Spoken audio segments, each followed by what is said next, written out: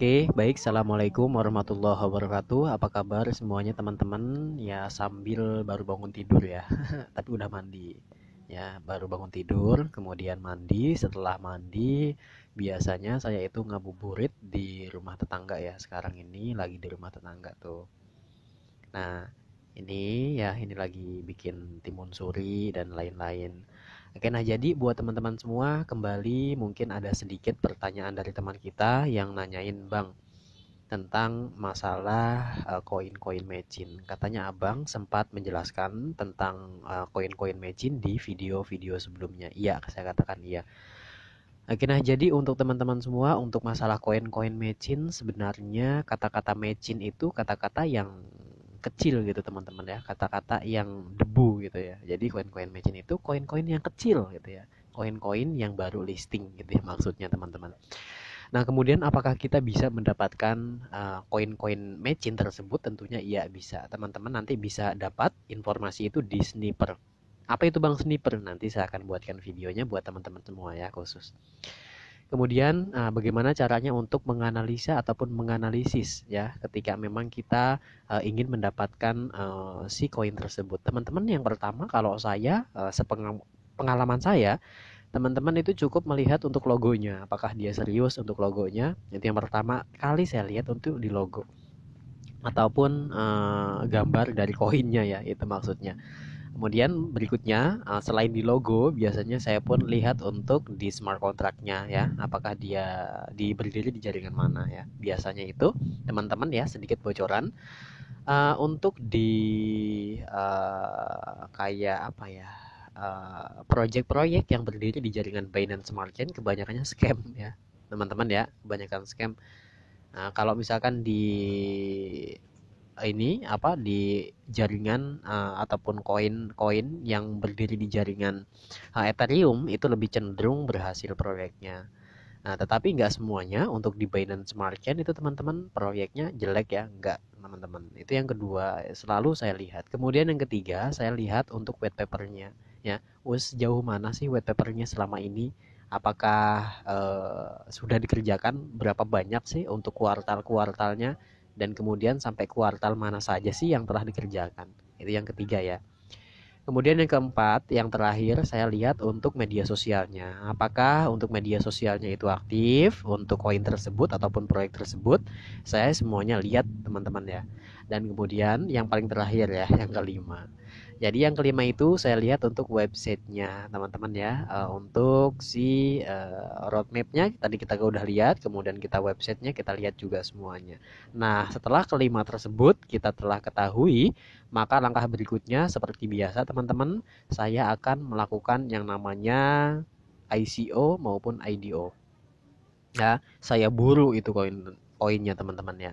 Jadi di situ saya siapkan ya, saya cari tahu dulu untuk mendapatkan koin matching tersebut dengan menggunakan apa, bayarnya pakai apa. Kalau misalkan ada di PancakeSwap, misalkan membayarnya dengan menggunakan Binance Smart Chain ataupun BSC, maka saya siapkan BSC terlebih dahulu ya. Kemudian lalu kita melakukan eksekusi.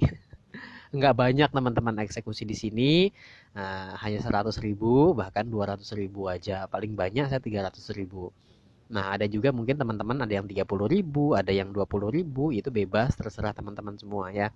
Oke, nah jadi buat teman-teman semua, kita lihat lagi untuk pembayarannya. Ada juga dengan menggunakan USDT atau BUSD ya, tergantung dari proyek itu ya.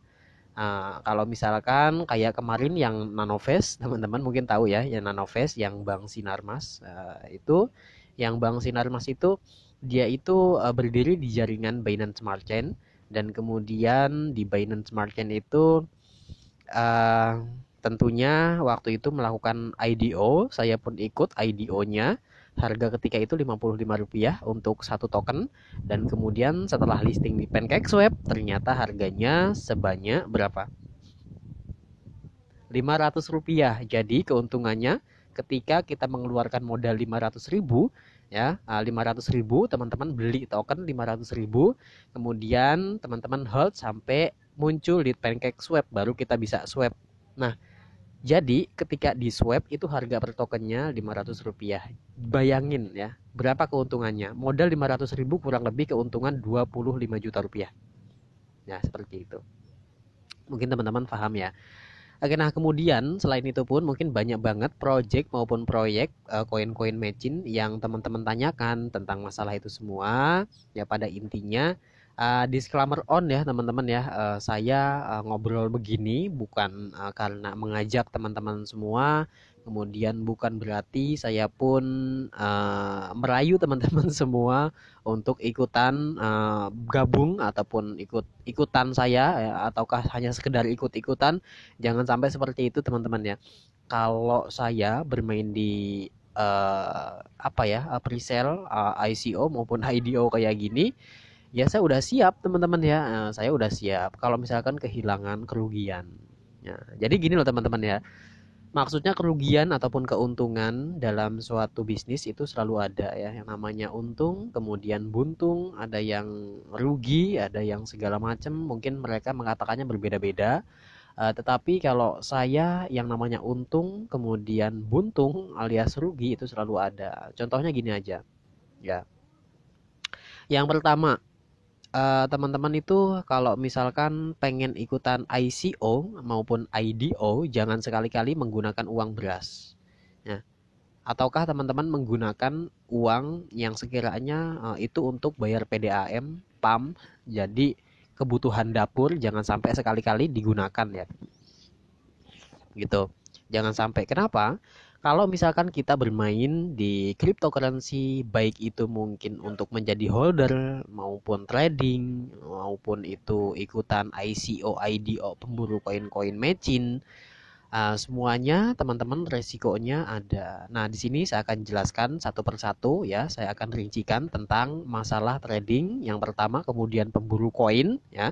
Kemudian yang ketiga itu untuk ICO maupun IDO. Kita lanjut untuk ICO maupun IDO. Yang pertama, ICO maupun IDO, teman-teman itu membeli token dengan harga pabrikan, ya. Maksudnya membeli harga di awal. Awal-awal harga itu murah ya, diawali dengan 0,000001 USD. Itu ya. Kemudian dilanjut setelah dilakukan presale itu, dia itu menunggu untuk jalannya kuartal mereka. Dalam artian mereka itu menyimpan janji. Misalkan taruh 3 bulan lagi kami akan listing. Berarti listingnya itu kita lihat nanti di PancakeSwap ya berapa teman-teman ya. Nanti di situ udah ada dolarnya. Ya, jadi kita belinya itu ya ICO maupun IDO harganya harga miring ya, bukan harga miring lagi, itu harga awal ya. Harga awal kita beli kemudian kita jual harga mahal ketika sudah listing ya. Karena memang di situ sudah mendapat holder yang banyak. Jadi untuk harga itu lebih cenderung naik. Kenapa? Karena ada hukum supply dan demand ya. Di sini ada supply dan demand-nya. Jadi ada kebutuhan, kemudian ada produknya juga. Oke ya. Itu yang pertama itu untuk ICO maupun yang IDO.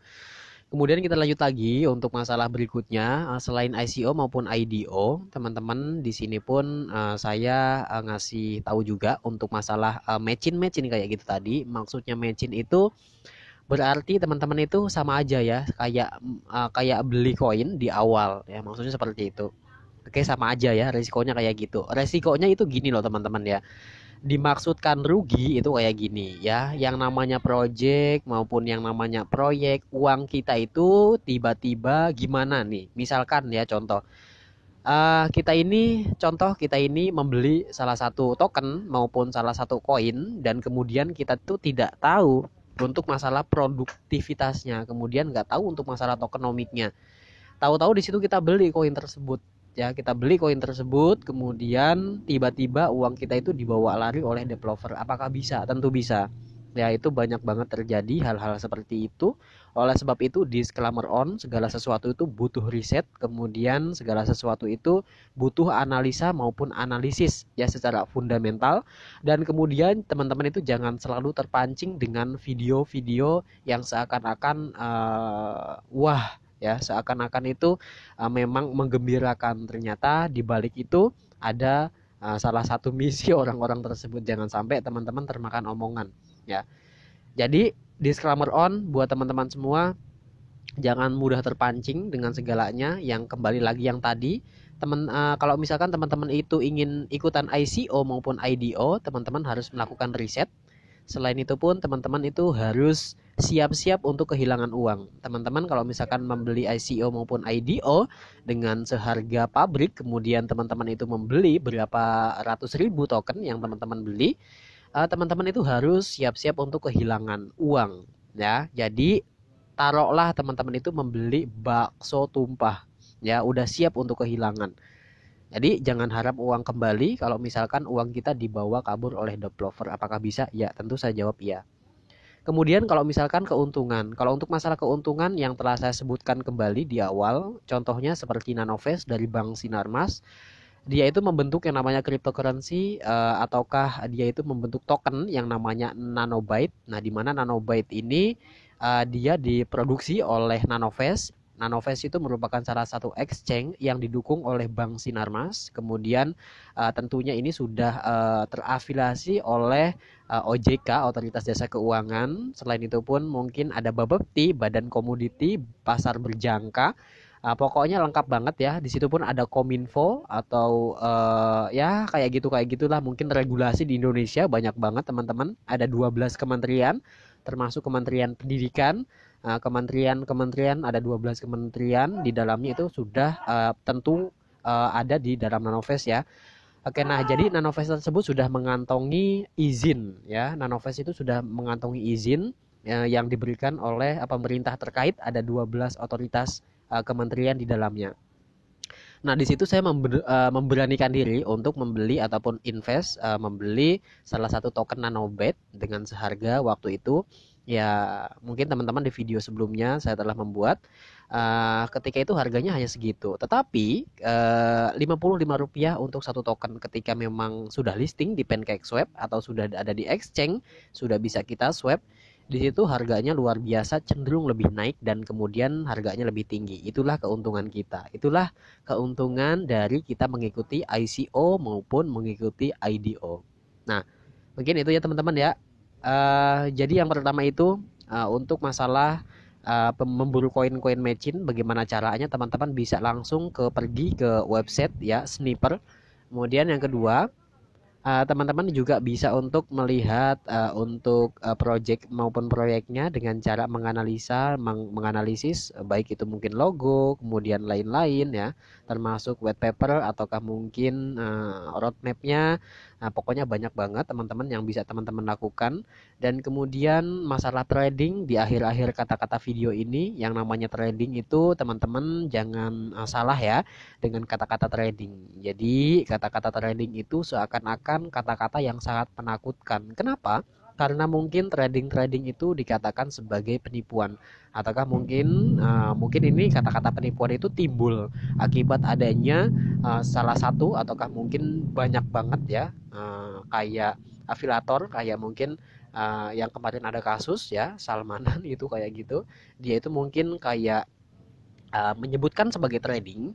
Jadi sebenarnya kata-kata trading itu bukan kata-kata yang menakutkan. Kata-kata trading itu adalah kata-kata sebagai jual dan beli ya. Jadi trading itu merupakan kata-kata jual dan beli ya. Jadi contohnya gini aja deh, ya mungkin dalam salah satu toko emas, ya toko emas tersebut membeli emas dari salah satu nasabah, kemudian untuk si toko tersebut sudah membeli dan kemudian dijual kembali kepada nasabah yang lain. Itulah yang namanya trading, ya. Itu yang namanya trading. Jadi jual dan beli itu sebenarnya trading. Ya berdagang itu sebenarnya trading, dikatakan trading itu berdagang.